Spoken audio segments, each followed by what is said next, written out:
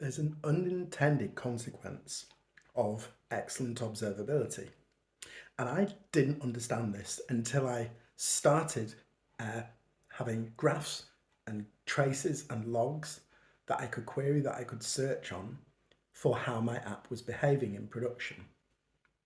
Once I'd actually finished whatever I was doing with that instrumentation that was specific, the specific question I wanted answering, I started looking at unrelated things.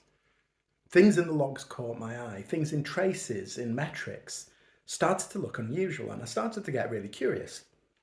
And very often what I found really surprised me. It turns out that the key pattern that I saw time and time again is that code that I had deployed wasn't working in quite the same way that I thought it was.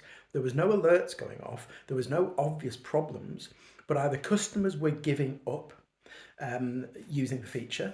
Maybe customers were retrying 6 times and then it worked finally, but the retries wouldn't show any logs, they wouldn't show any errors, they would just fail silently.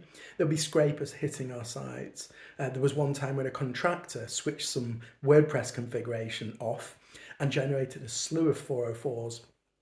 And in the overall scheme of things, the 404s were just a little blip, so it wouldn't really have come up on any reports.